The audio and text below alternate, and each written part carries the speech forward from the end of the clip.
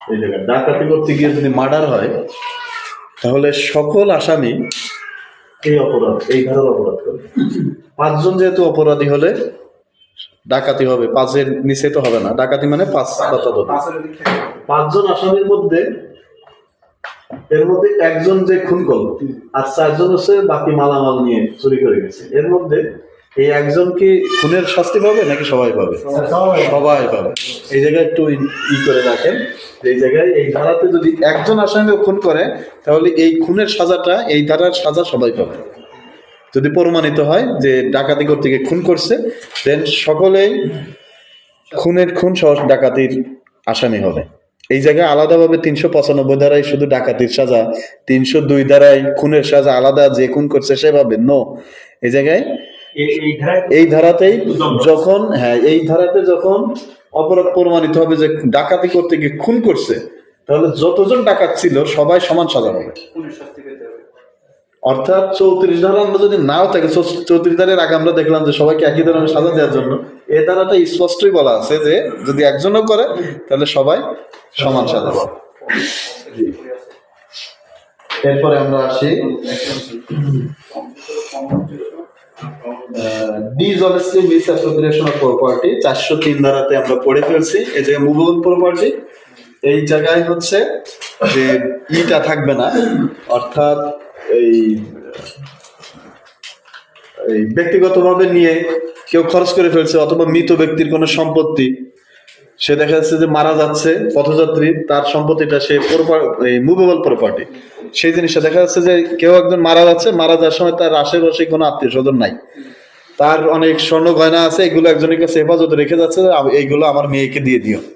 কিন্তু সে কি করলো, ওই লোকটা মারা যাওয়ার পরে ওই সম্পত্তি আর তাকে দিল না, তখন এটি হচ্ছে মিসঅ্যাপ্রোপ্রিয়েশন অফ প্রপার্টি। এগুলো হচ্ছে যে আপনার সংজ্ঞা, আর শাস্তি হচ্ছে তার পরের সেকশন গুলোতে।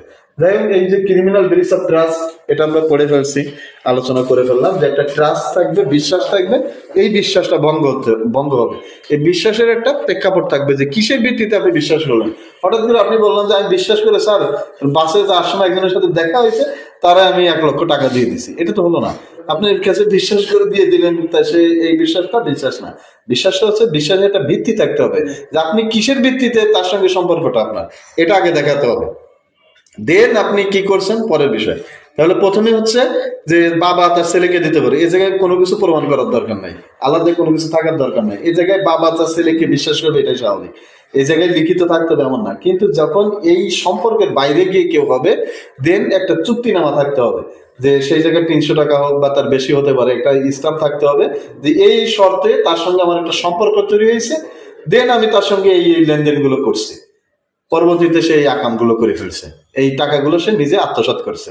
অথবা কোনো একটা প্রতিষ্ঠানের দায়িত্ব একজন কর্মকর্তা আছে, কর্মকর্তা এটা মানে ইনডিরেক্টলি তার দায়িত্ব হচ্ছে যে তার প্রতিষ্ঠানের স্বার্থ রক্ষা করবে, স্বার্থ বিরোধী কোনো কাজ সে করতে পারবে না। এখন সে তার স্বার্থ বিরোধী কোনো কাজ করে ফেললো, তখন এই কাজটা কি হবে, যখন তার স্বার্থ বিরোধী কাজ করতেছে, দেন এই কাজটা চলে যাচ্ছে ট্রাস্টের ব্রিচ অফ ট্রাস্ট। অর্থাৎ এই জায়গায় মূল ভিত্তিটা দেখাতে হবে যে আপনি আপনার কর্মচারীর সঙ্গে এই প্রতিষ্ঠানে কি নিয়োগ হয়েছিল, যদি মামলা করতে হয় যে তার উপর সে ব্রিচ অফ ট্রাস্ট করছে, তখন তো দেখাতে হবে।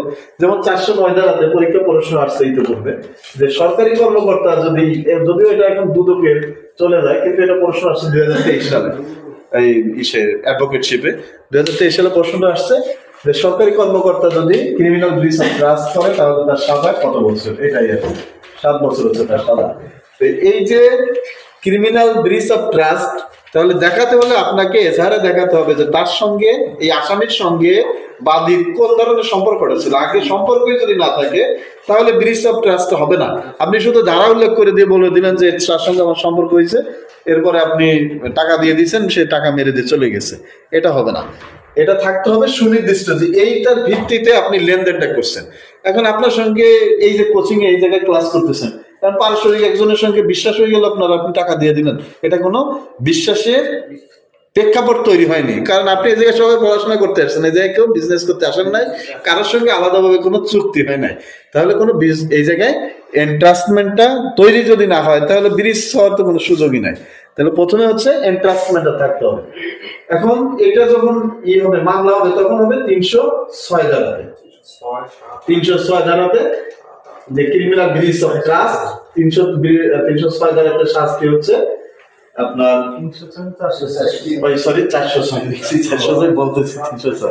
406 ক্রিমিনাল ব্রিচ অফ ট্রাস্ট, এর শাস্তি হচ্ছে 3 বছর।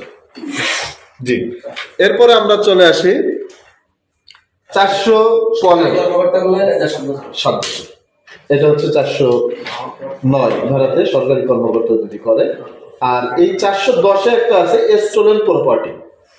স্টোলেন প্রপার্টিটা কি, এই জায়গায় কয়েকটা পার্ট আছে, প্রেক্ষাপট আছে। এর আগে আমরা যেগুলো পড়লাম না, ওই যে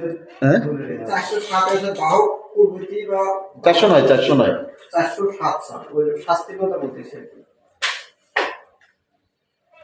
আমি 409 পড়াইছি। হ্যাঁ, ওটাও পড়বেন, ভিতরে সামনে প্রশ্ন যেগুলো আছে এগুলো পড়ে যাবেন। সবগুলো পড়া দরকার না, সবগুলো লাগবে না। এখন দেখেন এই যে স্টোলেন প্রপার্টিটা কি। স্টোলেন প্রপার্টি হচ্ছে যে চোরাই মাল। চোরাই মাল ওই যে চুরি 378 ধারাতে চুরি করার মাধ্যমে যে সম্পত্তিটা পাওয়া গেল। এই যে আমরা মোবাইলের উদাহরণ দিলাম, আমার মোবাইলটা এখন যে জায়গায় পাওয়া যাবে, পাওয়ার পরে তখন চোরের কাছে যখন এই মোবাইলটা পাওয়া যাবে তখন এই জিনিসটা হচ্ছে স্টোলেন প্রপার্টি। এটা যখন আবার ফেরত দেওয়া হবে যথাযথ প্রক্রিয়ায় আমার কাছে, তখন এটা স্টোলেন প্রপার্টি থাকবে না। আমার জিনিস যদি আমি নিজেও নিয়ে যাই সেটাও চুরি হতে পারে। নিজের সম্পত্তিও যদি কেউ নাই, ধরেন আমি মেরাজ সাহেবের কাছ থেকে 5,000 টাকা নিলাম, নিয়ে বললাম যে আমি যখন টাকাটা পরিশোধ করবো তখন এই মোবাইলটা নিয়ে যাবো, এই মোবাইলটা রাখো। এখন রাখলো, সে বিশ্বাস করতেছে না আমার টাকা দেবে কি দেবে না। মোবাইল যখন রাখছে সে টাকাটা দিয়েছে, কারণ পরবর্তীতে আমি তার টাকা পরিশোধ না করে মোবাইলটা নিয়ে চলে গেছি, কারণ মোবাইল আমার। আমি বলছি এটা তো আমার মোবাইল, কিন্তু এটা কি ডিসঅনেস্টি নিয়েছি কি জন্য, যে মোবাইলটা আমি নিয়ে গেলে পরবর্তীতে তার যে 5,000 টাকা এটা তার দেওয়া লাগতেছে না, সে দাবিও করতে পারবে না। এই যে তাকে ক্ষতিগ্রস্ত করার জন্য, এই কারণে এটাও চুরি। নিজের সম্পত্তিও যদি কেউ কারোর কাছ থেকে নিয়ে যায় তখন চুরি হবে। কেন? ওই জায়গায় মালিকানা শর্ত না, চুরির জন্য হচ্ছে দখল। দখলে ছিল কার? মেরাজ সাহেবের। সুতরাং আমার দখলে ছিল না, আমি মালিক ঠিক আছে, কিন্তু এই জিনিসটা আমি চুরি এটা নিয়ে গেলেও এটা চুরি হবে। মোবাইলটা আমি সারতে দিয়েছি দোকানে, মোবাইলে সাউন্ড আসতেছে না ঠিক মতো, দোকানদার মেকানিক সব ঠিকঠাক করছে, বিল করছে 500 টাকা, আমি টাকা না দিয়ে আমি মোবাইলটা নিয়ে চলে আসছে, তখন এটা কি হবে?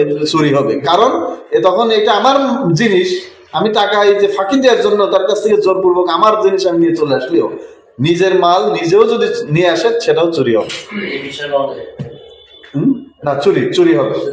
হ্যাঁ, আর বিশ্বাসভঙ্গ তো বিশ্বাস করে দিলে তখন সে যদি, এইটা বিশ্বাসভঙ্গটা কখন আসবে? এই মোবাইলটা আমি সারতে দিয়েছি, এই মোবাইলটা আমি মেকানিককে ব্যবহার করতে দিই নাই, মেকানিককে বললো এটা ঠিকঠাক করে আরেক জায়গায় বিক্রি করে দিয়েছে, তাহলে এটা হচ্ছে ক্রিমিনাল ব্রিচ অফ ট্রাস্ট হয়েছে। কারণ আমার সঙ্গে ওই দোকানদারের একটা অনুক্ত একটা চুক্তি হয়েছে, এটা শুধু ঠিক করে আমাকেই ফেরত দিবে, এটা সে অন্য জায়গায় বিক্রি করতে পারবে না। এটা কিন্তু একটা অনুক্ত একটা চুক্তি হয়ে গেছে, কিন্তু সে কি করলো? এটা ঠিক করে অন্য জায়গায় বিক্রি করে দিল, আমাকে দেয়নি আর, বা আমার সঙ্গে বা কেউ একজন এসে কিছু বলছে, সে আমার এটা বিক্রি করে দিয়েছে, তাহলে এই কাজটা হবে তখন ক্রিমিনাল ব্রিচ অফ ট্রাস্ট।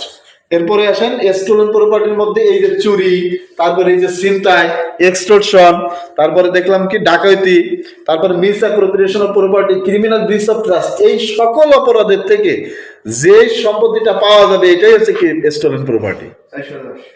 410, তাহলে 410 ধারায় হচ্ছে যে অপরাধের থেকে, অর্থাৎ অপরাধের থেকে যা কিছু পাওয়া যাবে, একজন ডিসঅনেস্টলি ভাবে নিয়ে চলে গেছে, একজন যে রংফুলি লস হয়েছে, এই সম্পত্তিটা যে জায়গায় পাওয়া যাবে সেই সম্পত্তি গুলাই হচ্ছে স্টোলেন প্রপার্টি, চোরাই মাল।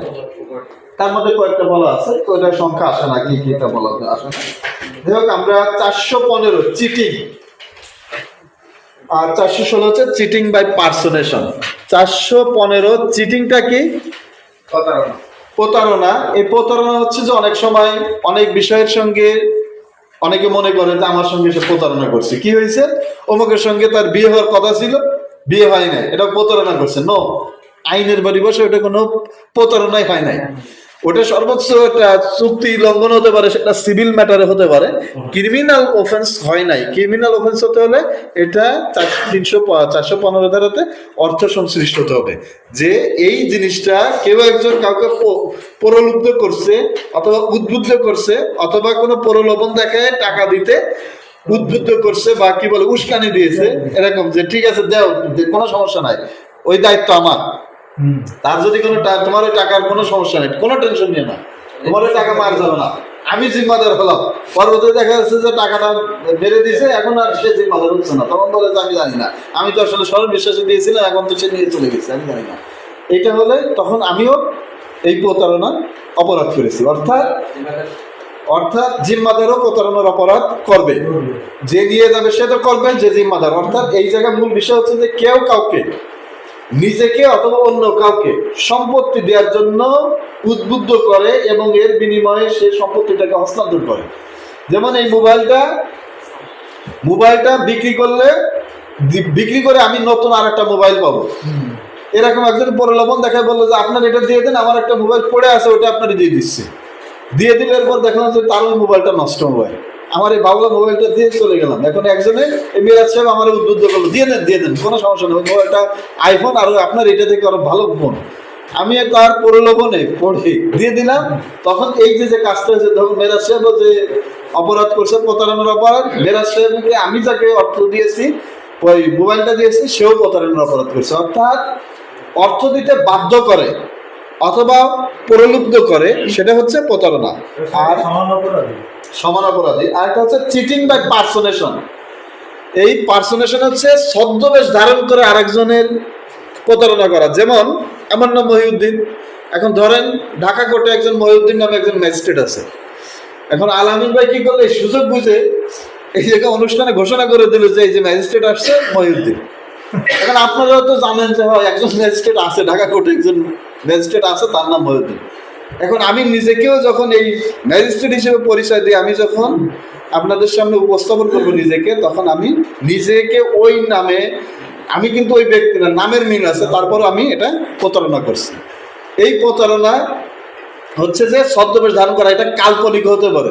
দেখা যাচ্ছে যে কাল্পনিক একজনের নাম বলে দিলাম যে আমি সেই ব্যক্তি। অনেক সময় এগুলো কোর্ট কাছারিতে হয়, কোর্টে অনেকে কি করে যে সিনিয়র আসবে, এই মামলাটা সিনিয়র একজন ব্যারিস্টার এসে শুনানি করবে, পরবর্তীতে একজন ব্যারিস্টার সাজা করছে, উনি হচ্ছে সেই ব্যারিস্টার, আপনার মামলা শুনানি করছে বা করবে, আসতেছে, এই সেই করে। অনেক সময় এগুলো অনেকেই করে থাকে, কাজগুলো ঠিক না। এগুলো হচ্ছে চিটিং বাই পার্সোনেশন, অর্থাৎ আর একজনের রূপ ধারণ করে প্রতারণা করা। বা কেউ একজন ব্যক্তিকে বললো যে মৃত ব্যক্তির ওয়ারিশ আমি, তাহলে সে ব্যক্তিটাও কি আর একজনের নাম বলে ধারণ করলো যে এই ব্যক্তিটা হচ্ছে সেই ব্যক্তি, তখন তাকে যারা সত্যায়ন করবে তারাও কি হবে, চিটিং বাই পার্সোনেশন হবে। যাই হোক, এরপরে 417 ধারায় পানিশমেন্ট ফর চিটিং করবেন। আর 420 cheating and dishonesty inducing delivery of property. এই যে অনেক সময় আমরা দেখবেন সাধারণ মানুষের এই ধারাটা মুখস্থ আছে, মানে আইনের এই ধারাটা সবাই মুখস্থ। 420 দেখেন কিছু হলে কেউ যখন প্রতারণা করছে সবাই বলে যে ওটা 420, কিন্তু কিসের 420 সেটা কিন্তু সে জানে না। একমাত্র আইনের আপনারা জানেন যে এই 420 হচ্ছে এই পেনাল কোডের 420 ধারা, 420 ধারা। অর্থাৎ এই যে ব্রিটিশরা যখন এই আইনটা তৈরি করছে যে কেউ কাউকে অর্থনৈতিকভাবে প্রতারণা করে, তখন তাকে এই প্রতারককে 420 বলা হতো। তখন থেকে এই ধারায় যেহেতু সাজা আছে 7 বছরের সাজা, যদিও বেইলেবল সেকশন, কিন্তু হচ্ছে 3 বছর, 406 ধারা, কিন্তু ওটি হচ্ছে নন বেলেবল। আর 420 যদি আসে এর সঙ্গে 406 ধারাটা অটোমেটিক চলে আসে মামলায়। যাই হোক, এটা আপনারা বুঝবেন, সমস্যা হবে না, আমারই কঠিন নাই। মিসচিফ, দেখেন মিসচিফ 425 ধারায়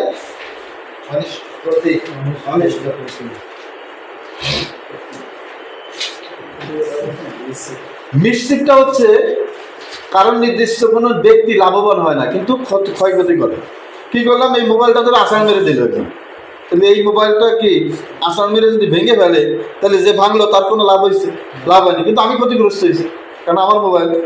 আপনার একটা মোবাইল নিয়ে এক দোস্ত কি করলো, নিয়ে পুকুরের মধ্যে ফেলে দিল, এটা থেকে লাভবান, বন্ধু লাভবান হয়নি, আপনি আরো ক্ষতিগ্রস্ত হয়েছেন উল্টা।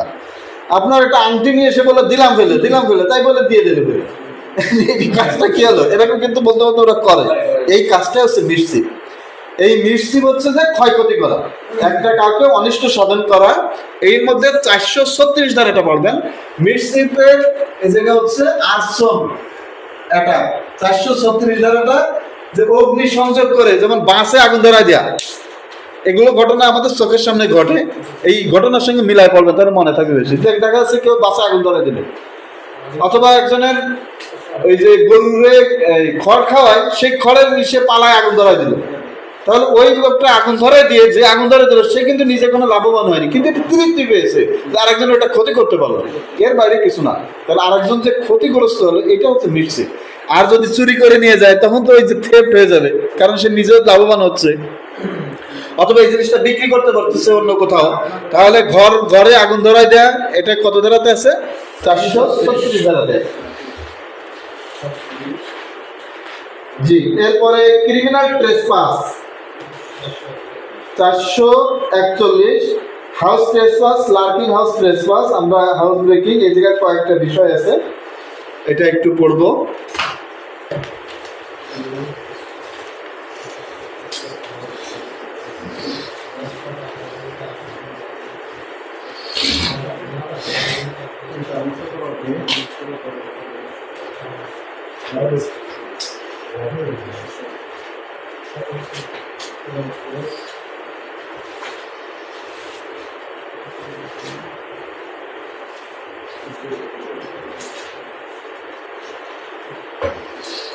দেখেন, প্রথমে আমরা একটু বই না দেখে একটু আলোচনা করি, তাহলে মনে থাকবে। সেটা হচ্ছে ট্রেসপাস মানে হচ্ছে অনধিকার প্রবেশ করা, নাক গালানো যেটাকে বলে, যে খামাখা আর একজনের এসে হস্তক্ষেপ করা। আমরা যা পড়াশোনা করতেছি, একজনের যে উকি মারে এসে বললো যে কি পড়াশোনা চলতেছে ভালো, এটা হচ্ছে কি, সে দেখাচ্ছে কোনো টিচারও না, কি এখন আন্দাজে এসে বলছে কেমন চলতেছে। এই কাজটা হচ্ছে যে এই যে আমরা পড়াশোনা করতেছি, এর মাঝখানে সে কি ডিস্টার্ব করলো, এই কাজটা কি হলো? ট্রেসপাস করছে। এখন আপনার বাড়িতে আছে, পাশের বাড়ি আরেকজন এসে বললো কে আইছে বাড়িতে, এরকম কিন্তু ঘটনা ঘটে। এই যে অযাচিত হস্তক্ষেপ করে, এইটাই হচ্ছে ট্রেসপাস। এই ট্রেসপাসটা যখন কোনো একটা অপরাধ করার উদ্দেশ্য হবে, তখন সেটি হবে ক্রিমিনাল ট্রেসপাস। এবার বুঝছেন কিনা? তাহলে ট্রেসপাসটা হচ্ছে যে কোনো জায়গায় অযাচিত ভাবে, তার ওই জায়গায় অধিকারই নাই, কিন্তু খামাখা এসে আপনার বাড়িতে এসে উটকট একটা তৈরি করে দিল, ঝামেলা তৈরি করে দিল, বা সে এসে না অমুকের কি হয় তমুকের কি গল্প জুড়ে দিল, এই কাজটা ট্রেসপাস। আর যখন কোনো একটা অপরাধের উদ্দেশ্যে আসবে, তখন হচ্ছে হাউস ট্রেসপাস, ক্রিমিনাল ট্রেসপাস। এখন এরপরে আছে কি হাউস ট্রেসপাস। এই হাউস মানে হচ্ছে যে কোনো গৃহে যদি ট্রেসপাস করে, তাহলে house trespass. Lurking house trespass হচ্ছে যে এটা যদি গোপনে আসে, এই কাজটা দেখা যাচ্ছে আপনি বাড়ি নাই, কিন্তু আপনার বাড়িতে সে অনধিকার প্রবেশ করছে কোনো একটা চুরি করার জন্য। এইগুলো গ্রামগঞ্জে বেশি হয়। দেখা যাচ্ছে আপনার হয়তো পেঁপে গাছে পেঁপে আছে, ওই পেঁপেটা নেওয়ার জন্য আশেপাশে ঘুরতেছে, কেউ আছে কিনা, নাই, তাহলে ওই পেঁপেটা ভেড়ে নিয়ে সে চলে যাচ্ছে। তাহলে কয়টা কাজ করলো? একটা হচ্ছে যে সে হাউস ট্রেসপাস করলো, লার্কিং হাউস ট্রেসপাস, গোপনে আসলো। আরেকটা কাজ করলো, এটা চুরি করে নিয়ে গেল, দুইটা অপরাধ করছে। অর্থাৎ এই জায়গায় যদি সে কোনো চুরি না করে, তাহলে এই যে বাড়ি কেউ ছিল না, সে যে বাড়ি প্রবেশ করছে, এটাও একটা অপরাধ, কারণ সে আরেকটা কোনো অপরাধ করতে পারতো, কেন সে এই জায়গায় বাড়িতে প্রবেশ করছে। অর্থাৎ আইনে আমরা ফার্স্ট ক্লাসে বলছি, আমাদের বডি এবং আমাদের প্রপার্টি প্রোটেক্টেড বাই ল, আইনের দ্বারা সুরক্ষিত। এটাকে কেউ ইচ্ছাকৃতভাবে যাচ্ছে তাই ভাবে ব্যবহার করতে পারবে না, যতক্ষণ পর্যন্ত সংশ্লিষ্ট ওই ব্যক্তি যিনি মালিক সে অনুমতি না দেয়। যেটা সম্পত্তির মালিক অথবা তার নিজের বডি, এই ব্যাপারে যদি অনুমতি না দেয়, তাহলে সেটা সে টাচ করতে পারবে না। তাহলে একজনের বাড়িতে আর একজনকে যাবে অযাচিত ভাবে, তার অজান্তে, তাকে না জানায়, এইটাই হচ্ছে অপরাধ, হাউস ট্রেসপাস। এখন হচ্ছে 445 ধারাতে একটা প্রশ্ন আছে যে হাউস ব্রেকিং। এটা হচ্ছে যে কয়টা উপায় হাউস ব্রেকিং হয়, এই সংখ্যাটা একটু লিখে রাখেন। 6টা উপায়ে হাউস ব্রেকিং হয়, ঘর ভাঙ্গা আর কি, শীত কেটে যে ঘরে প্রবেশ করে বা বিভিন্ন মাধ্যমে, 6টা উপায়ে হাউস ব্রেকিং হয়। যেমন কেউ একজন কারোর বাড়ি থেকে সদরঘাট দিয়ে প্রবেশ না করে আর এক রাস্তা দিয়ে প্রবেশ করলো, বা শীত কাটা তো বোঝেন, ওই বাড়ির নিচে দিয়ে, ঘরের নিচে দিয়ে কেটে ঘরের ভিতর ঢুকে চলে যায়, অথবা কোনো চতুর্দিকে দেওয়াল দেওয়া আছে, টপকায় আসলো, অথবা কোনো একটা জায়গায় জানালা, আপনার জানালার পাশে আপনার মোবাইল থাকে, সে জানে এই জানালার ভিতর দিয়ে হাত ঢুকাই দিয়ে মোবাইলটা নেবে, এই জন্য সে একটা ছিদ্র করলো ওই জায়গায় ছোট একটা, অথবা সে কোনো একটা অপরাধ ঘটাবে এই জন্য ছোট্ট একটা আপনার বাড়ির পিছনে একটা ছোট ছিদ্র করলো যে আপনার বাড়িতে কে কে আছে সে দেখবে, পিছনে এসে উকি মারে রাতে এসে, এরকম ঘটনা কিন্তু ঘটে। এই কাজগুলোই হচ্ছে হাউস ব্রেকিং, যে সে কি কাজ করলো, অর্থাৎ আপনার যে সীমানা আছে সেই জায়গায় কেউ আপনার অগোচরে কেউ কোনো প্রবেশদ্বার অথবা কোনো একটা তথ্য আদান প্রদানের জন্য বা পাচারের জন্য অথবা পর্যবেক্ষণের জন্য কোনো কিছু যদি করে সেই কাজগুলো হয়ে যাবে হাউস ব্রেকিং। ছয়টা আছে, পড়ে নিয়ে আমার কিছু নাই। যাই হোক, আর এই হাউস ব্রেকিং বাই নাইট যদি রাতে হয় তাহলে এটি হাউস ব্রেকিং বাই নাইট হবে। আর এর ভিতরে মনে হয় একটা দুটো পরিষ্কার আসছিল, মনে হয় আসছে জি,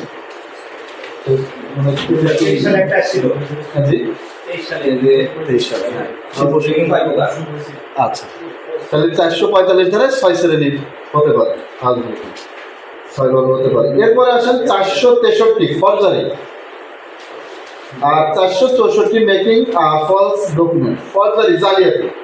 দেখেন জালিয়াতিটা হচ্ছে কোনো একটা ডকুমেন্টস তৈরি করে এই ডকুমেন্টসটা কোনো একটা কাজে ব্যবহার করার জন্য যে সেইটাকে আপনি খাঁটি হিসেবে ব্যবহার করবেন, অথবা কেউ মনে করবে যে এই জিনিসটা যাকে যে সম্পাদনে দেখানো হচ্ছে সেই ব্যক্তিটা সঠিকভাবে সম্পাদন করছে। যেমন আপনি কি করলেন, একটা স্ট্যাম্প তৈরি করলেন যে আপনাকে পাওয়ার অফ অ্যাটর্নি দিয়েছে আপনার কেউ, এইটা দিয়ে একটা মামলা করছিলাম, আমরা বাদী পক্ষে ছিলাম, তো সাজা হয়েছে আসামির আপন 2 ভাই। এক ভাই হচ্ছে পুলিশের এসপি ছিল, আর এক ভাই আমরা যার পক্ষে ছিলাম সে হচ্ছে বিমানের পাইলট ছিল, ক্যাপ্টেন ছিল। ইনি হচ্ছে 28 বছর অস্ট্রেলিয়াতে ছিলেন। তো ওনাদের গুলশান একটা জায়গা আছে, পৈতৃক সম্পত্তি বাবা দিয়ে গেছে। তো যাওয়ার সময় ওনার ভাইকে উনি বোঝাই দিয়ে গেছে যে আমার বোনের নামে আর আমার নামে একটা যৌথ অ্যাকাউন্ট করে রেখে যাচ্ছি, যেহেতু আমার বোন যদি ইচ্ছা করে যাতে টাকা পয়সা উঠায় সে চলবে, তো আর আমি তো ভালো আছি, সমস্যা নেই, তো এই জায়গায় নিয়মিত টাকা পয়সা জমা দিবা প্রতি মাসে যে ভাড়া থেকে, আর তুমি যেহেতু ভাড়া উঠাবা তুমি এর অর্ধেকটা তুমি নিবা। এইভাবে একটা চুক্তি করে তার সঙ্গে মৌখিকভাবে, কোনো লিখিত হবে না, চলে গেছে অস্ট্রেলিয়াতে। তো উনি প্রতিদিন ঢাকাতে আসে, এয়ারপোর্টে যে আসেন, কিন্তু উনি আর এই জায়গায় আর আসা হয় না। এই 28 বছর উনি বেশিরভাগ সময় তার ফুল ফ্যামিলি থাকে অস্ট্রেলিয়াতে, দেশে আর আসা হয় না ওইভাবে। তো করোনার সময় যখন সব কিছু বন্ধ হয়ে গেল তখন সে ভাবলো যে যাই একটু দেখে আসি কি অবস্থা। এসে ভাইকে জিজ্ঞাসা করতেছে কি অবস্থা, চলতেছে কেমন, তোমরা কোনো সমস্যার মধ্যে আছো কিনা করোনার সময়, আর টাকা পয়সা সব কিছু দিছো কিনা জমা টমা। মানে সেই সময় যদি ভাইও একটু তার অসহায়ত্বটা দেখায় তাহলে কিন্তু এই মামলা পর্যায়ে আসে না। ভাই বলে যে হ্যাঁ সব ঠিক আছে, সমস্যা নেই। তো বলছে ওই জায়গাটার কি অবস্থা, আর ইটি দিছো কিনা, ওই জায়গায় এখন তাহলে বিল্ডিং টিল্ডিং করে ভাড়া দিই তাহলে টাকা বেশি আসবে। তো তোর কি জায়গা আছে না, তুই বিল্ডিং করবি, তোর জায়গা আছে না, মানে তুমি টাকা পয়সা জমা দাও না আমার নামে, তো কিসের টাকা, এই জায়গা সব আমার। তখন ওনার সন্দেহ হয়েছে, ওই জায়গায় যারা ভাড়া দিয়ে আছে ওদেরকে জিজ্ঞাসা করছে, তারা বলছেন আমরা তো ওনার কাছ থেকে ভাড়া নিয়েছি। তখন উনি ভূমি অফিসে যে খোঁজ নিয়ে দেখে যে একটা জালিয়াতি করে একটা আমুক্তনামা তৈরি করছে, যে তার ভাই তাকে একটা আমুক্তনামা দিয়ে দিছে যে সে জমি বিক্রি দান যেটা হোক সে করতে পারবে, ওই মূল্যে সে তার জমি সব লিখে নিয়ে নিছে। তখন এটা নিয়ে সে মামলা করছে। তো এটা নিয়ে পরবর্তীতে আমরা অনেক চেষ্টা করছি আপোষ করে দেওয়ার জন্য, কিন্তু কেউ আপোষ করতে রাজি না। বড় ভাই মাথা নত করে না। বড় ভাই বক্তব্য হচ্ছে যে আমি তোদের জন্য কত কিছু করছি, আর সে বলে যে তুমি করছো ঠিক আছে, তুমি একবার সরি বলো আমি মাফ করে দিচ্ছি, আমি মামলা এখনই তুলে নেবো, তুমি কিন্তু তোমাকে সরি বলতে হবে। কিন্তু সে একবারও সরি বলবে না। যাই হোক 2 বছরের সাজা হয়ে গেছে এবং সেই সাজাটা বহালও আছে, আপিল করছে, গত দিনে আপিলও খারিজ হয়ে গেছে ওদের। হ্যাঁ, তো এখন দেখেন যে এই যে কেউ একজন বুঝালো যে তার এই যে দলিলটা, এই ডকুমেন্টসটা, এই যে আমুক্তনামাটা যে ওই ব্যক্তি সম্পাদন করছে, এইটাই হচ্ছে জালিয়াতি করা। আর এটা যখন কোনো একটা এই দলিল দ্বারা কারো সম্পত্তি হস্তান্তরের ক্ষমতা দেওয়া হয়, অথবা কোনো একটা উইল হিসেবে গণ্য হয়, অথবা কোনো দত্তক সন্তান, যেমন হিন্দুদের মধ্যে দত্তক সন্তানের বিধান আছে যে অমুককে অমুক দত্তক নিল, অথবা অমুককে অমুক ত্যায্য পুত্র করলো, এগুলো হিন্দুদের মধ্যে আছে, মুসলিমদের মধ্যে নাই। তাহলে এই যে প্রেক্ষাপট আছে যে একজনের অধিকার হস্তান্তর হচ্ছে, তখন সেটি 467 দ্বারা অপরাধ হবে। তাহলে 467 দ্বারাটা একটু পড়বেন। আর হচ্ছে এই জায়গায় কি কি আছে কয়েকটা পড়ে নেন। আর মেকিং আ ফলস ডকুমেন্ট, যে ফলস ডকুমেন্ট তৈরি করা, এই ডকুমেন্টটা যখন আপনি খাঁটি হিসেবে ব্যবহার করে কোনো আদালতে সাবমিট করবেন বা অন্য কোথাও ব্যবহার করবেন, তখন এই যে কাজটা করছেন এটা হচ্ছে কোনো ডকুমেন্টস তৈরি করা। সেটা হতে পারে অনেক প্রক্রিয়ায়, যেমন কোনো একটা অক্ষর দিয়ে, কোনো একটা সংখ্যা দিয়ে, কোনো একটা বাক্য লিখে, অথবা কোনো একটা বিবৃতি দিয়ে, যে কোনো ভাবে হোক এটাকে তৈরি করাটাই হচ্ছে, যিনি তৈরি করবেন এটা, এই কাজটা হচ্ছে মেকিং আ ফলস ডকুমেন্ট। যাই হোক, আর এরপরে ট্রেডমার্ক থেকে কোনো পরীক্ষা প্রশ্ন আসে না, এগুলো পড়ার দরকার নাই, আমরা সরাসরি চলে যাই।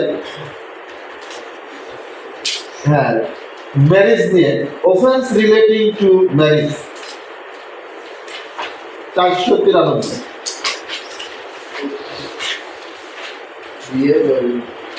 এই যে নাসির তামিমা নাম শুনছেন? ওদের কিন্তু এই যে এই অধ্যায়ের অবরোধ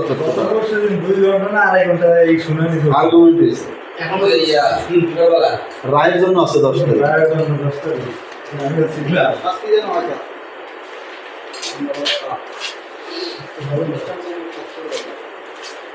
আর শাস্তি দিয়ে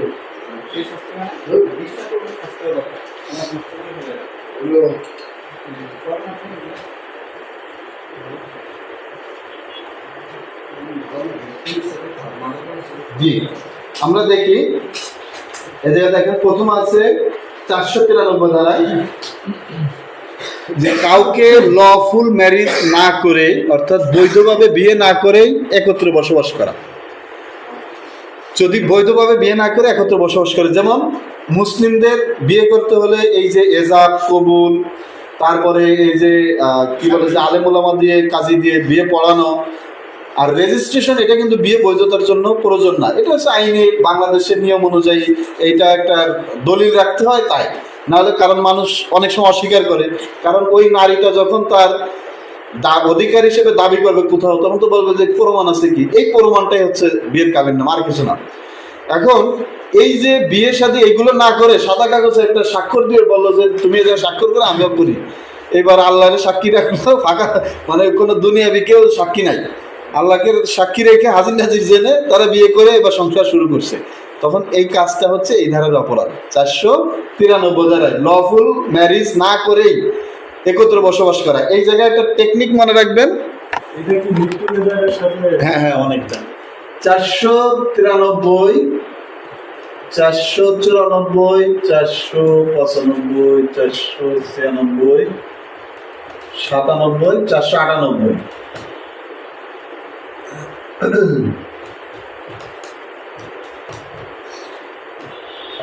10 বছর, 7 বছর, 10 বছর, 7 বছর, 5 বছর, 2 বছর, এই হচ্ছে সাদা। এই প্রথমটা হচ্ছে লফুল ম্যারেজ না করে যদি একত্রে বসবাস করে।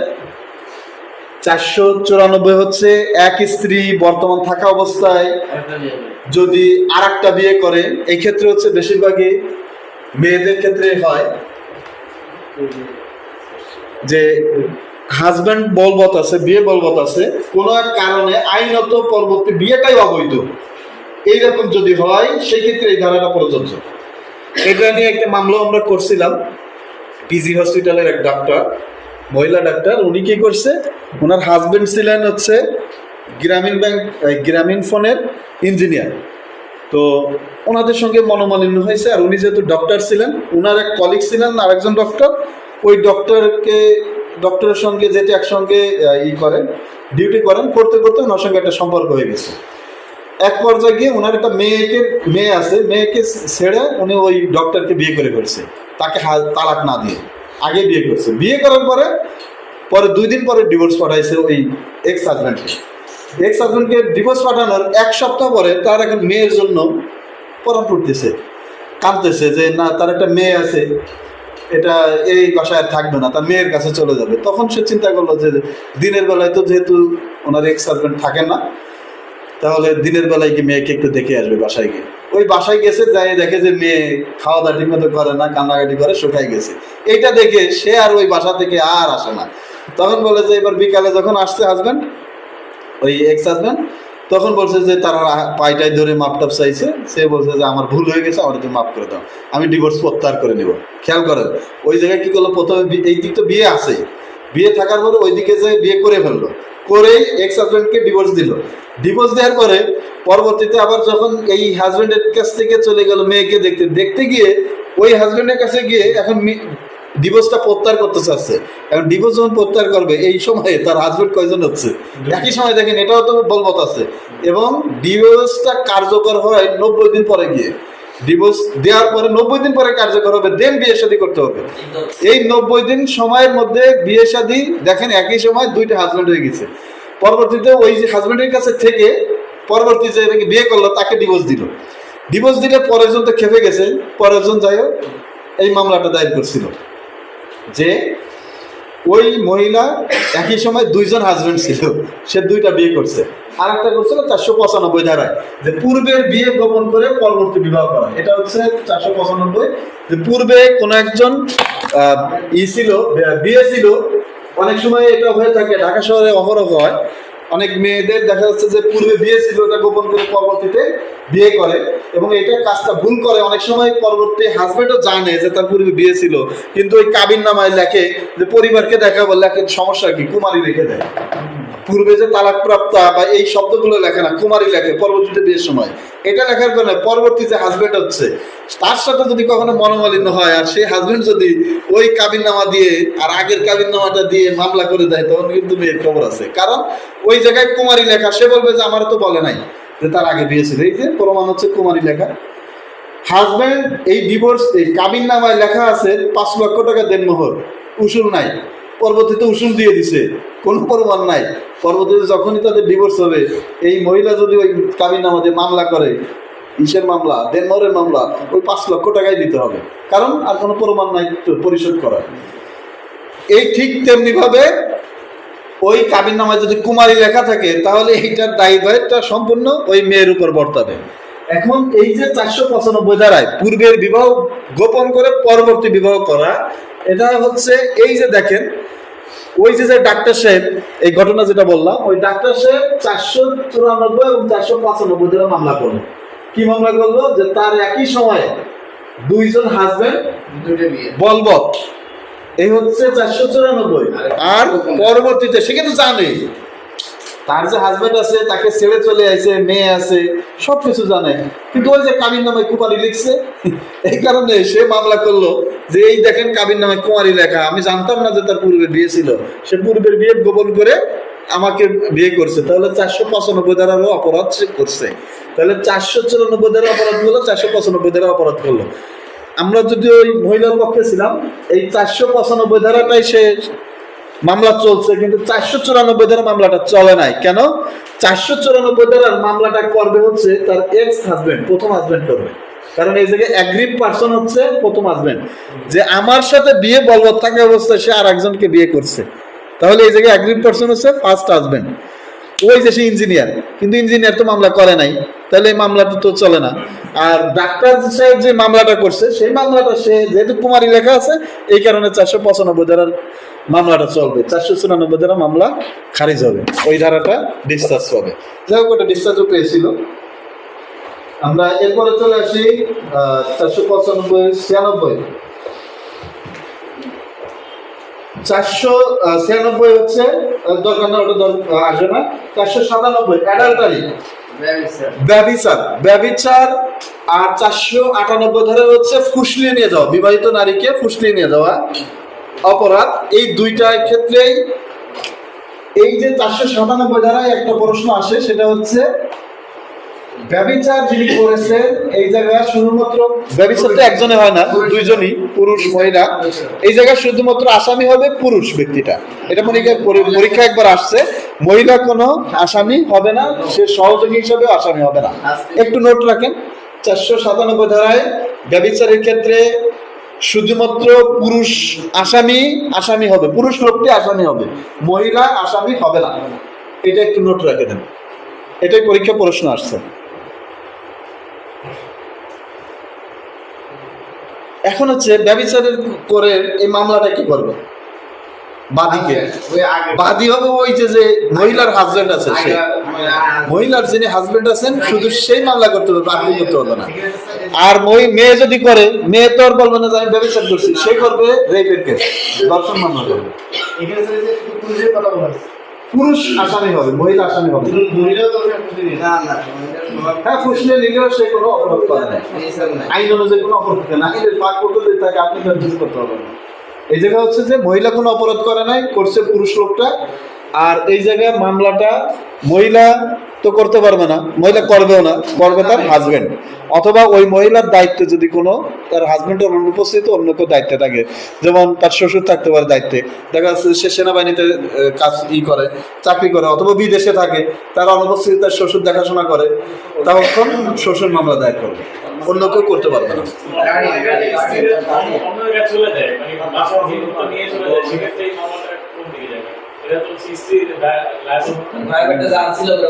কোনটা কোনটা ব্যভিচার?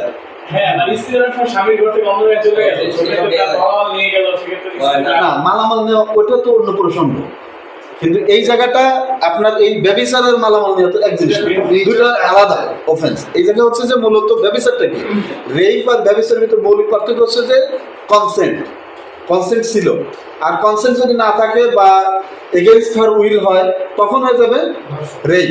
আর রেপ হলে তখন তো মামলা বাদীও করতে পারবে, তার সংশ্লিষ্ট অন্য কেউ করতে পারবে।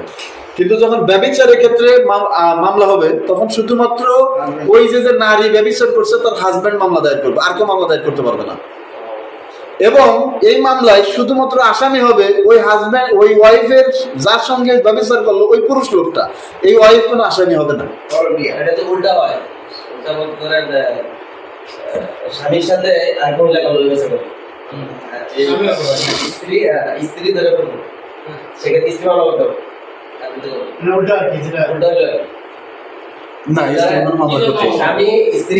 স্ত্রী মামলা করতে পারবে না। হাজবেন্ড পরকীয়া করছে, ধরা করছে, স্ত্রী ধরছে, স্ত্রী তো মামলা করতে পারবে না।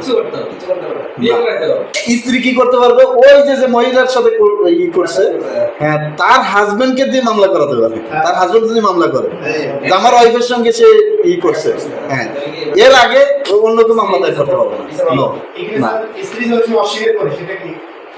কোনটা অস্বীকার করে? ওই যে স্ত্রী গার্জিয়ান মামলা করলাম, কিন্তু স্ত্রী আমার স্ত্রী অস্বীকার করবে যে না আমি না, ওটা তো মেডিকেলের বিষয়, মেডিকেল তো চলে আসবে, ওটা সমস্যা নেই। না, হাজবেন্ড চরিত্রহীন হলে ওয়াইফের কিছু করার নেই। এরপরে আসেন 498 হচ্ছে বিবাহিত স্ত্রীকে ফুসলায় অন্য জায়গায় নিয়ে যাওয়া। দেখা যাচ্ছে যে আমাদের সমাজে এগুলো আছে কিন্তু মামলা হয় না খুব একটা। কারোর ওয়াইফকে কেউ বললো যে তোমাকে আমি ভালো চাকরি দিয়ে দেবো, অথবা তুমি ওই মুখের সংসার থেকে আমার সংসারে ভালো থাকতে পারবে, এই বলে ফুসলায় নিয়ে চলে যাওয়া। এই কাজটা যদি করে তখন 2 বছরের সাজা হবে 498 ধারাতে। অর্থাৎ মিথ্যা প্রলোভন দেখায় অন্য জায়গায় নিয়ে যেতে উদ্বুদ্ধ করা। যাই হোক, এটা গেল। এরপরে আমরা চলে আসি ডিফামেশন। দুইটা দাবি,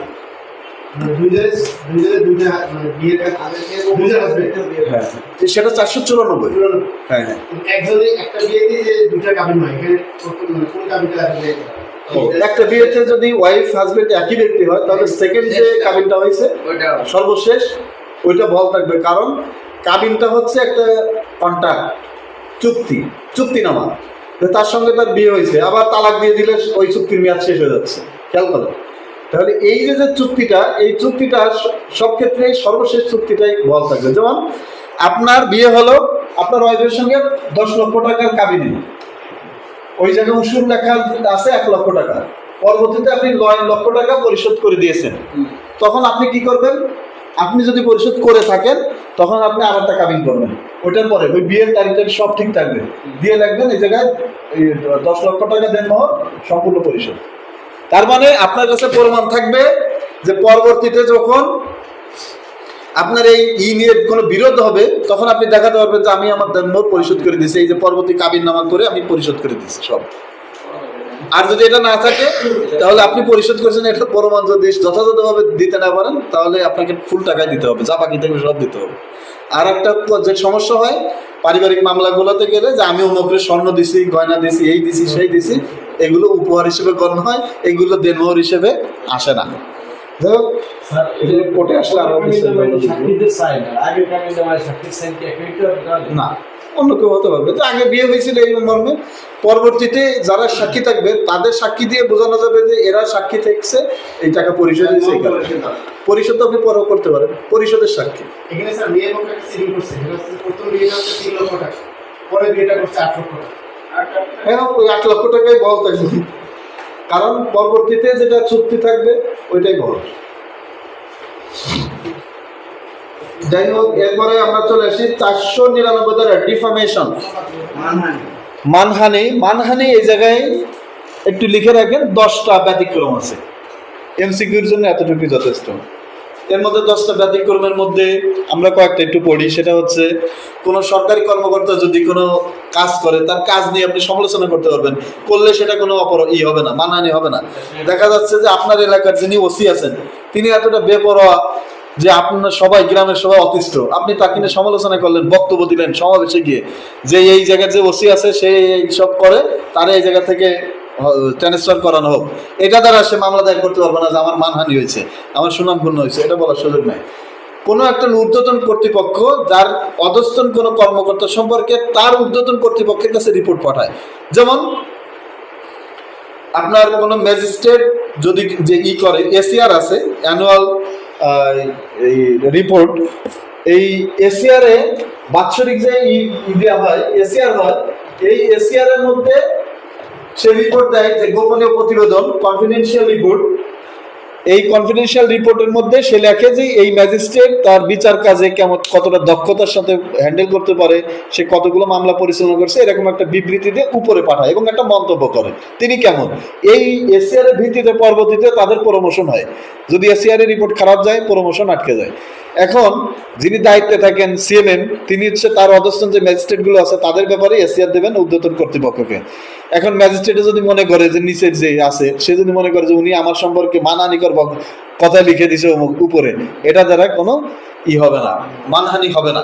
যদি সে মানহানিকর বক্তব্যও দিয়ে থাকে, এটা কোনো, কারণ সে তার অধস্তন কর্মকর্তার সম্পর্কে ঊর্ধ্বতন কর্মকর্তাকে অবহিত করছে, এটা কোনো মানহানি হবে না।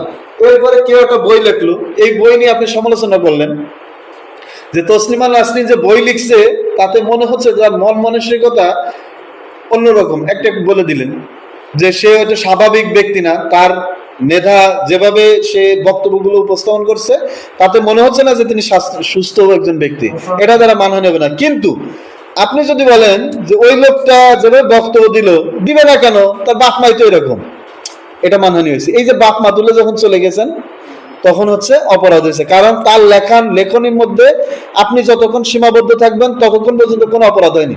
কিন্তু ওইটাকে কেন্দ্র করে যখন আপনি তার বংশ বা আরো আনুষঙ্গিক চলে গেলেন, তখন ওই যে বংশ নিয়ে যতটুকু বক্তব্য দিয়েছে ওই ততটুকু হচ্ছে মানহানি। এর আগে যে বক্তব্য দিচ্ছে এটা মানহানি না, এটা আপনাকে নিয়ে সমালোচনা, আপনার লেখনী নিয়ে সমালোচনা। আপনি একটা সাবমিশন রাখলেন, আপনার সাবমিশন শুনে জজ সাহেব বললো যে লার্নেড, আপনি যে বক্তব্য দিলেন আপনার তো মনে হচ্ছে না যে আপনি আইন কানুন জানেন, এবিসি নলেজও নাই। আমি বললেন যে আমার ক্লায়েন্টের সামনে আমার মানহানি করলো, এটা মানহানি হয়নি, কারণ আপনাকে ওই যে বক্তব্যটা দিচ্ছেন ওইটা নিয়ে সমালোচনা করার এখতিয়ার তিনি রাখেন। আবার একটা জজ সাহেব যে রায়টা দিল, এই রায় নিয়ে আপনি সংক্ষুব্ধ হয়েছেন, আপনি আপিল করবেন, আপিল কোর্টে যাই বলবেন যে স্যার অধস্তন আদালত অন্য পক্ষের দ্বারা প্রভাবিত হয়ে এই রায়টা দিয়েছে, এই আদেশটা দিয়েছে, অথবা তিনি এইটা সঠিকভাবে আইন কানুন না বুঝে এই বক্তব্য রায়টা দিয়ে দিয়েছেন, আদেশটা দিয়েছেন।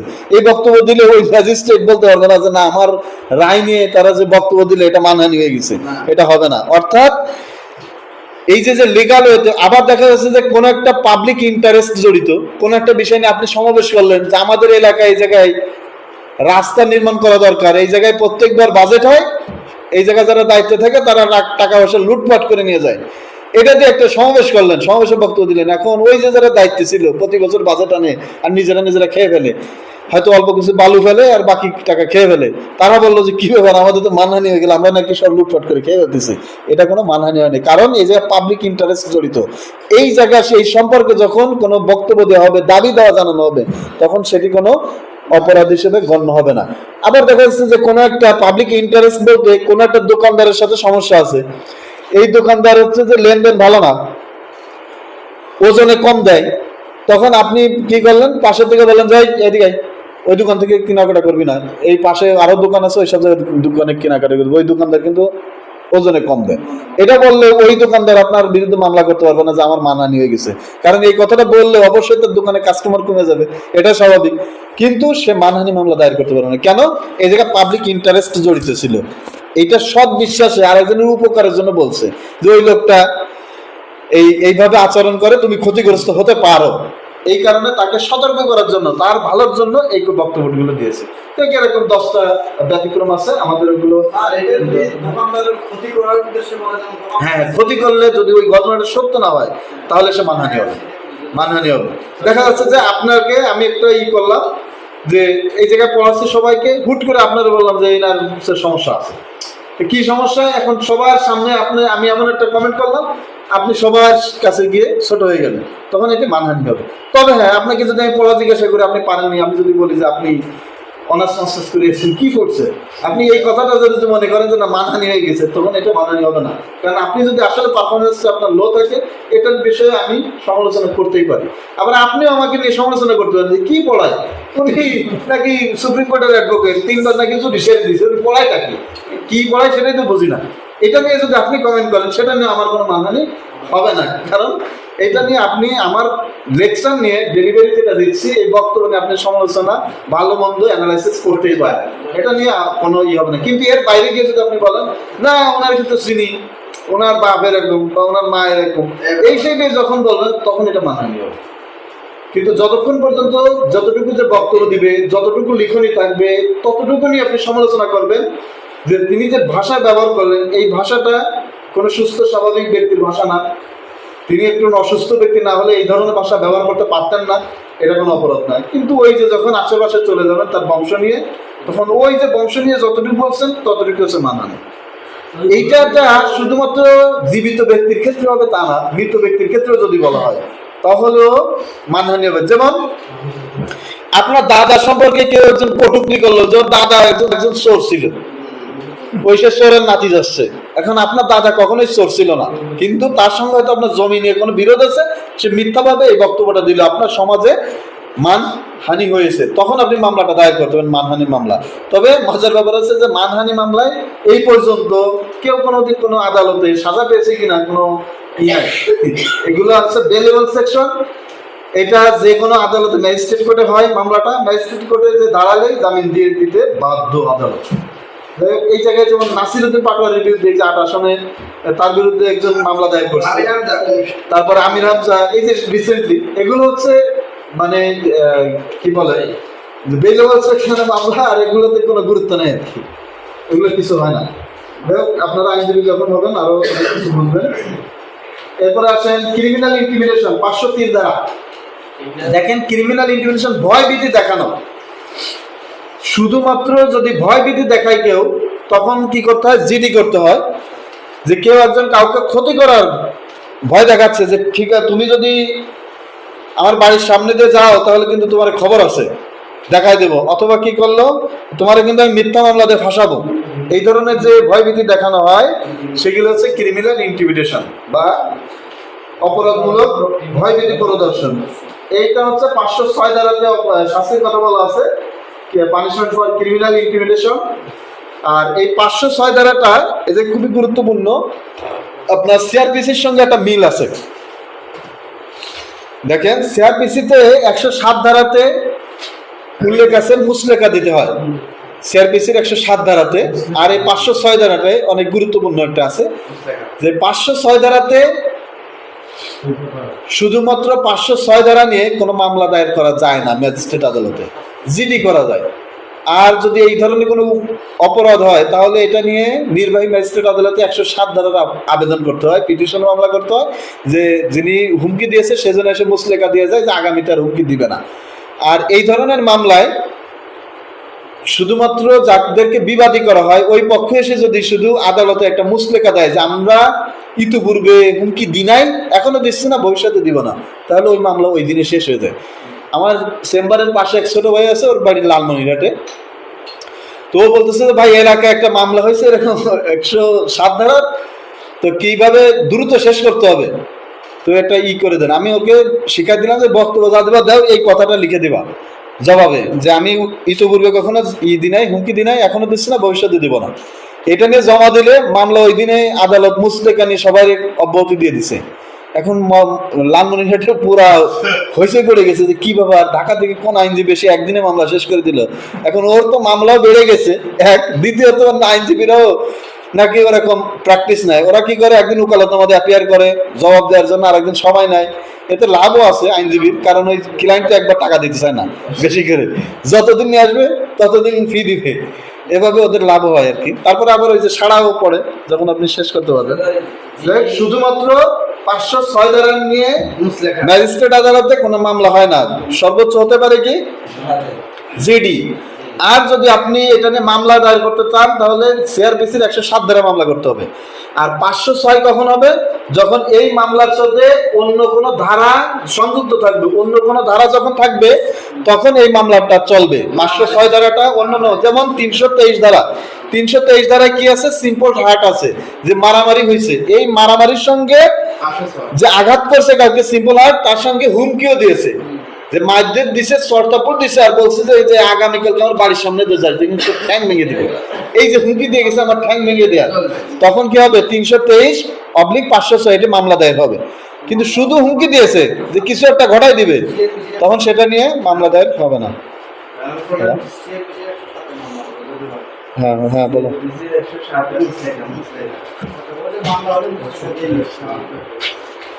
ঠিক আছে, তাহলে 506 দিয়ে কোনো এককভাবে মামলা হয় না, যদি করতে হয় 107 ধারায় সিআরপিসিতে। আর এটার সঙ্গে যদি পেনাল কোড অন্য কোনো ধারা থাকে তখন 506 হবে। যেমন আমরা এই যে ইসের গুলো যে দেখি 420, 406 আর হচ্ছে 506, এটা ঘটনাটা কি থাকে, জমির সঙ্গে আমার লেনদেন আছে, সে প্রতারণা করে টাকা মেরে দিয়েছে, তাহলে এটা হচ্ছে প্রতারণা করলো 420, আর তার সঙ্গে একটা ইনভেস্টমেন্ট ছিল, বিশ্বাস ছিল, ওইটা হচ্ছে 506। সে ক্রিমিনাল ব্রিচ অফ ট্রাস্ট করছে, টাকা চাইতে গেছি, বলছে যে টাকা দেবো না, টাকা চাইতে আসলে তোর খবর আছে, এটা আমাকে হুমকি দিয়েছে, অথবা মেরে ফেলার প্রাণ নাশের হুমকি দিয়েছে, তখন হচ্ছে 506। এই 506 কখন আসবে, যখন অন্য অন্য ধারা থাকবে, কিন্তু এককভাবে 506 জিডি হবে, মামলা হবে না। আর যদি মামলা করতেই হয় নির্বাহী আদালতে 107 ধারা মামলা দায়ের করতে হবে। জি, বুঝছেন কিনা? এরপরে আছে 509, or gesture or act intended to insult the modesty of a woman। একজন মহিলাকে শ্লীলতাহানি করা, অর্থাৎ নারী শ্লীলতাহানি করার, সেটা হচ্ছে যে কোনো বক্তব্যের মাধ্যমে বা কোনো অঙ্গভঙ্গির মাধ্যমে। দেখা যাচ্ছে এমন একটা অঙ্গভঙ্গি করলো যেটা দ্বারা একজন নারীর সম্মানহানি হয়েছে, তখন 509 ধারাটা হবে, অর্থাৎ ইভটিজিং। হ্যাঁ, 354 ধারা আসবে, যেমন নেকাব খুলে ফেললো পথে দিয়ে, অর্থাৎ তার উপর ক্রিমিনাল ফোর্স করলো আর কি, তখন 354 ধারা আসবে। ইভটিজিং, দূর থেকে কোনো আকার ইঙ্গিতে কোনো শীষ দিল, আগে একসময় শীষ দিত, এখন তো শীষ দেওয়া বন্ধ হয়ে গেছে, অন্য অনেক কিছু হয়। আগে শীষ দিলেও এগুলো নিয়ে অনেক সালিশ বিচার হতো, যেমন মেয়েকে দেখে তুই কেন শীষ দিছিস, এটা নিয়ে হতো, সেই বিচারটা আছে, সেই অপরাধটা আছে 509 ধারাতে। আর এখন হচ্ছে নারী শিশু নির্যাতন দমন আইন 2010 ধারাতে এই ইভটিজিংটা মূলত শ্লীলতাহানিটা ওই ধারাতে চলে গেছে। আর ওই ধারাতে শাস্তি দিলে বেইল দেয় না, এই কারণে তখন সবাই এখন ওই ধারাতে মামলা দায়ের করে, 509 ধারার কোনো মূল্য নাই। তারপরে আমরা জেনে নিলাম ইভটিজিংটা পেনাল কোডে কোথায় আছে, 509 ধারাতে আছে, আর নারী শিশুতে 10 ধারাতে আছে। এরপর আমরা চলে আসি 511 ধারাতে, punishment for attempting to commit offences punishable with imprisonment for life or imprisonment. দেখেন, যদি কোনো ধারাতে attempt to commit such on such কোনো একটা অপরাধের নাম উল্লেখ থাকে, সেই অপরাধটা করার অ্যাটেম্প নেওয়ার জন্য, যেমন অ্যাটেম্প টু কমিট সুইসাইড, কোনো অপরাধ কি বলে যে আত্মহত্যার চেষ্টা যদি করে, যদি আত্মহত্যা করে ফেলে তাহলে কোনো সাজা নাই, তাহলে যারা বেঁচে থাকবে তারা আত্মহত্যার সহায়তার জন্য সাজা পাবে, কিন্তু ওই চেষ্টার জন্য সাজা পাবে না। কিন্তু যদি বেঁচে যায় ভাগ্যক্রমে তখন তার বিচার হবে, সে সাজা পাবে 1 বছরের বিনাশ্রম কারাদণ্ড। তাহলে এই যে অ্যাটেম্প নিয়ে, attempt to murder, attempt to commit suicide, এই অ্যাটেম্প নিয়ে যেগুলো শাস্তি আছে সেগুলো তো হবেই। এর বাইরে যদি থাকে যে কিছু আছে যে যেগুলোর সাজা উল্লেখ নাই, যেমন চুরির চেষ্টা করছে কিন্তু চুরি করতে পারে নাই, তার সাজা কিন্তু এই পেনাল কোডে উল্লেখ নাই। এইরকম যদি কোনো ঘটনা ঘটে তখন শাস্তি হবে চুরি, এই ঘটনার ক্ষেত্রে শাস্তি হবে অর্ধেক। এখন যেমন কেউ একজন করলো, আপনার অর্ধেক না পকেটে হাত দিলে চুরি করার জন্য আপনি হাঁটতেছেন, আপনাকে হঠাৎ করে চোরাদের কোলাকুলি করার ভাব ধরে পকেটে হাত ঢুকাই দিল, দিয়ে দেখলো তার উদ্দেশ্য ছিল আপনার একটা মোবাইল আছে, মোবাইলটা চুরি করবে, কিন্তু মোবাইলটা পরে সে পায় নাই, আপনি হাত ধরে ফেলছে, কি মোবাইল পকেটে হাত কেন? তখন সে কি করলো, চুরির চেষ্টা করছে। আবার এটা ইসে বেশি হয়, বাসে টাসে যখন চলাচল করবে তখন হয়, আপনি বাসে উঠতেছেন, পিছন থেকে দেখবেন যে মানি ব্যাগ নিয়ে চলে গেছে। এখন মানি ব্যাগ নেওয়ার জন্য অথবা মোবাইল না জন্য আপনার পকেটে হাত ঢুকাই দিয়েছে, আপনি হাতটা ধরে ফেলছেন, কিন্তু পকেটে আপনার মোবাইলটা ছিল না। সে চেষ্টা করছে চুরি করার, কিন্তু চুরি করতে পারে নাই। এইটার তখন এই 511 দাঁড়াতে হবে। কালকে আমার পাশে আপনার আমার মোবাইলটা হারিয়ে গেছে, মানে গিয়েছে না বাস থেকে ওটা তো নিয়ে গেছে, যেটা রাত হইলে কিন্তু নিয়ে গেলে এটা চুরি হয়ে গেছে, কিন্তু চেষ্টা করছে কিন্তু পারে নাই। কালকে 20,000 টাকা মোবাইল হারিয়েছে। এইরকম যদি কোনো প্রেক্ষাপট তৈরি হয় তখন সেটি হয়ে যাবে এই 511 ধারাতে আসবে। যাই হোক, আমরা ব্যানার কোড শেষ করে ফেলছি। আজকে কাল কোনো প্রশ্ন আছে কিনা? ওটা বন্ধ করে দিতে হবে। আর কোনো